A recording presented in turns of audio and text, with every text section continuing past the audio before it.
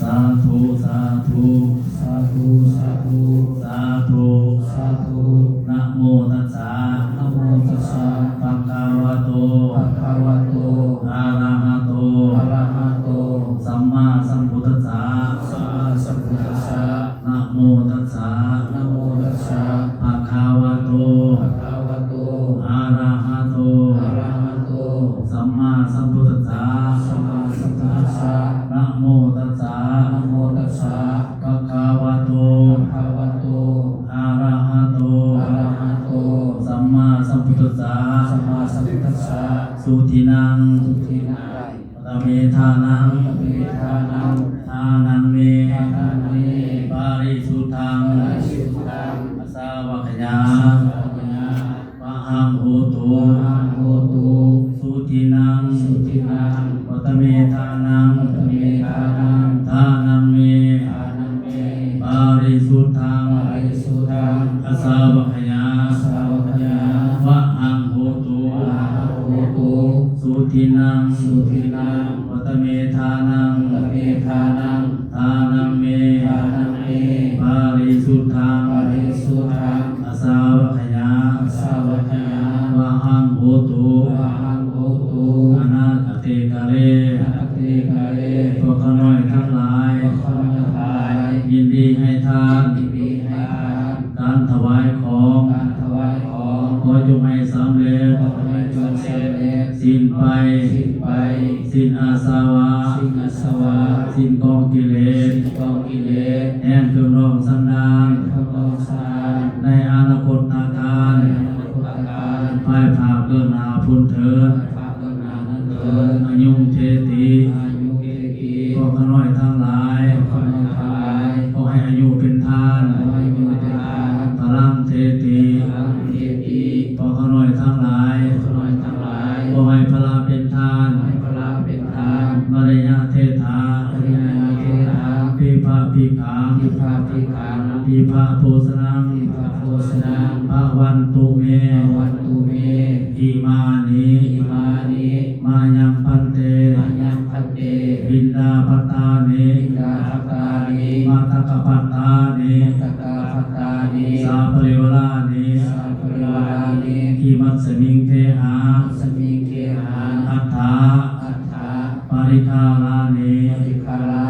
ติจิวรานิสาปริวรานิกัปปาลุขังปัสสาทังปัจจญาทานังสาปริวรังภิกขุสังฆัสสะโอโนสิญามะสาธุโนพันเตภิกขุสังโฆทุติยัมปิอิมานิมายังพันเตบินดาภัตตานิมัตตกภัตตานิสาปริวรานิ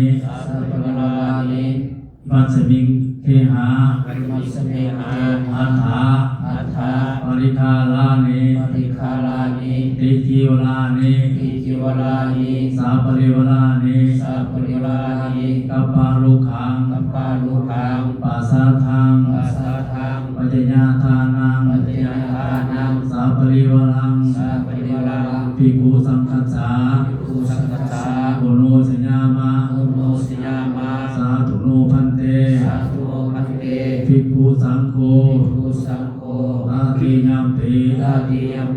อิมานิมายังพันเตบินดาภัตตานิมัตตกภัตตานิสาปริวรานิอัฏฐาพิรักติจิวรานิสาปริวรานิกัปปาลุขังปัสสาทังปัจจญาทานังสาปริวรังภิกขุสังฆัสสะ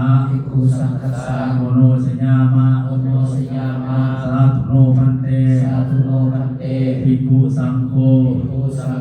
ปฏิคันหาตุอัมหากันเจวะมาตาปิตุ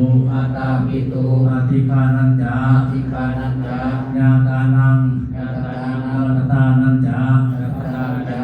ทิคารตัง ทิคารตัง ทิตายนะ ตายนะ สุขายนะ สุขายนะ ตาแต่พระสงฆ์ผู้เจริญ แต่พระสงฆ์ผู้เจริญ พวกข้าน้อยทั้งหลาย ขอทั้งหลาย ขอน้อมถวาย ขอน้อมถวาย ซึ่งขอบิณฑบาต ซึ่งเขาบิณฑบาต ขอปัตตาหาร ของปัตตาหาร กับทั้งกองอัฐา ตมอัฏฐา บริการ8ประการ บริการเป็นประการ เป็นหอประสาทเถิง เป็นข้อสารเถิด และตนเป็นฝึกเป็นทาน เกิดมาเป็นทาน กับทั้งเครื่องบริวาร เครื่องบริวาร ทั้งหลายเหล่านี้ ทั้งหลายเหล่านี้ ถวายแก่พระสงฆ์ ไว้แก่พระสงฆ์ ขอพระสงฆ์จงรับ ขอพระสงฆ์จงรับ เครื่องบริวาร เครื่องบริวาร ทั้งหลายเหล่านี้ ทั้งหลายเหล่านี้ ซึ่งเป็นของจมูกและศรัทธา เป็นของเป็นมูลศรัทธา คือมีองค์นวลสี วันวันสี พร้อมโดยครอบครัว โดยครอบครัว และลูกหลานหมดทุกคน และลูกหลานหมดทุกคน พร้อมโดยญาติพี่น้องทั้งหลาย ที่พี่น้องทั้งหลาย ญาติสนิทมิตรสหาย สิ่งเป็นสหาย ได้มาสร้างน้ำทำบุญ สาธารณทำบุญ ได้สร้างกองอัฐาสีกอง สร้างกองอัฐาสีกอง เพื่ออุทิศถวาย โดยที่ถวาย ดวงดวงวิญญาณ ดวงวิญญาณ ของผู้ที่เรารับไปแล้ว ที่เรารับไปแล้ว กองที่หนึ่ง ห้องที่หนึ่ง กองอุทิศถวาย ห้องที่ถวาย ดวงดวงวิญญาณ ดวงวิญญาณ ของพ่อใหญ่ติ๋ว ห้องที่อยู่ ที่ล่วงรับไปแล้ว ที่เรารับไปแล้ว ขอจงมารับเอา จุฬาเอา กองที่สอง ห้องที่สอง กองอุทิศถวาย ห้องที่ถวาย ดวงดวงวิญญาณ ดวงวิญญาณ ของแม่ใหญ่ตู่ ของพระเยซู ที่ล่วงรับไปแล้ว ที่เรารับไปแล้ว ขอจงมารับเอา จุฬาเอา กองที่สาม ห้องที่สาม กองอุทิศถวาย ห้องที่ถวาย ดวงดวงวิญญาณ ดวงวิญญาณ ของพ่อใหญ่ห้าว ของพระเยซู และแม่ใหญ่ปุ้ย พระเยซู และทรงที่ล่วงรับไปแล้ว เรารับไปแล้ว ขอจงมารับเอา จุฬาเอา กองที่สี่ ห้องที่สี่ กองอุทิศถวาย ห้องที่ถวาย ให้เจ้าทินเจ้าทาน เจ้าที่เจ้าทาน เจ้ากรรมนายเวร เจ้ากรรมนายเวร และสรรพสัตว์ทั้งหลายทั้งปวง และสรรพสัตว์ทั้งหลายทั้งปวง ทุกตัวหนา ทุกคนนา ขอจงมารับเอา จงมาเอา กองการกุศล ของการกุศล ผลบุญทั้งหลายเหล่านี้ ทั้งหลายเหล่านี้ ที่ผู้ขาทั้งหลาย ทั้งหลาย ได้นำมาถวาย นำถวาย ในมื้อนี้วันนี้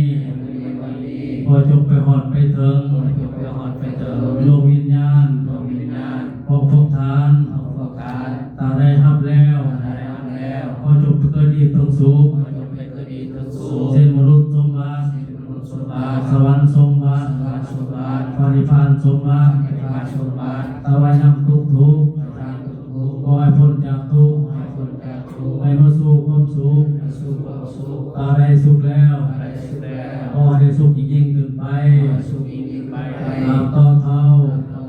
เข้าสู่พระนิพพาน สู่วันนิพพาน ในอนาคตตาคาน ในอนาคตการ ไปภาคเบื้องหน้าพ้นเถิด ภาวนาเถิด นิพพานัง นิพพานัง ปรมังสุขัง พระมังสุขัง นิพพานะ นิพพานะ ปัจจโยโหตุ โยโยตุ สาธุ สาธุ สาธุ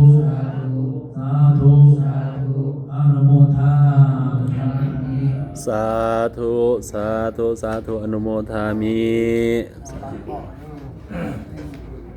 ฮะมาไปเขียนเลยก็ได้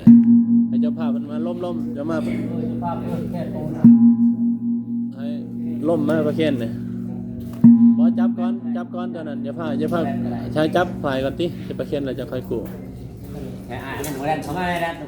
แรมอยู่ไกลบ่มาแรมจะมาไปเขียนก็ได้ ใช้ขันหาใช้ขันหาขอขันเดียวอีกจัน อ่า ว่าผู้สูงผู้หลังเงินนะ เรื่อย ล้มหรือเปล่า เงินผู้บาทรงกินมากเลยไอ้กัดเลย ว้าว เขาเล่า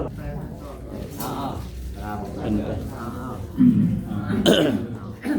เป็นตัวแทนทรงเด้อสาธุสามีสาธุ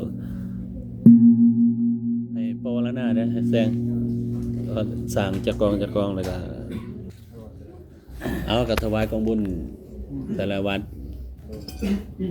แนะนำนะคำบอกนะแนะนำบอกที่หนึ่งถวายให้พอผู้ขาบอกท้องที่สองถวายให้ยอดที่เขาบอก บ่ถวายให้วัดแต่ละ